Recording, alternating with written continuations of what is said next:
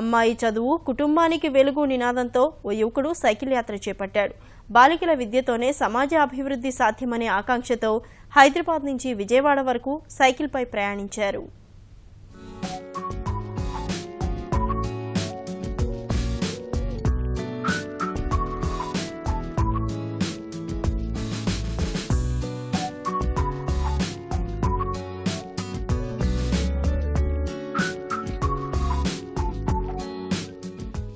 ఈ యువకుడి పేరు అర్జున్ కుమార్.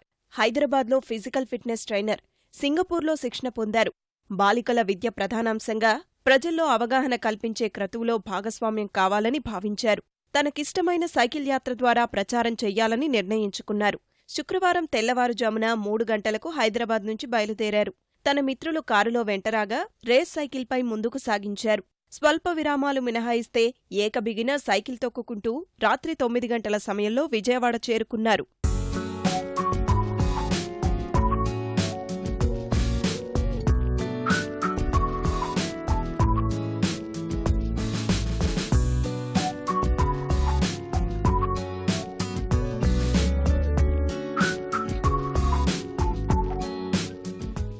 దక్షిణ మధ్య రైల్వే విజయవాడ డివిజనల్ పర్సనల్ అధికారిగా పనిచేస్తున్న అడబాల సీతా శ్రీనివాస్కు అర్జున్ కుమార్ అల్లుడు.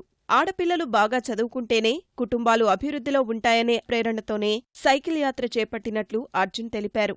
ఓన్లీ ఫర్ అమ్మాయిలు ఎడ్యుకేషన్ గురించి సైక్లింగ్ చేశానండి. We need to motivate for not in a wrong way, the right way. ఎక్కువ మటుకు మేము కాన్సన్ట్రేట్ చేస్తుంది ఏమంటే రైతులండి, వాళ్ళ పిల్లల గురించి. రైతు ఉన్నారు, అమ్మాయిలు చదవకుండా ఉంటారు, వాళ్ళ గురించి మేము ఎడ్యుకేషన్ ప్లాన్ చేస్తాము. ఈ క్యాంపెయిన్ ముందుకు తీసుకెళ్లాలంటే దీన్ని ఆర్గనైజేషన్ ఉంది, రన్నింగ్ బై సంజయ్ తొల్లి అని చెప్పి. ఇంకొంచెం ముందు ఇలానే ఎడ్యుకేషన్ ఇంకేమైనా ఉంటే దెన్ విల్ డూ ఇట్.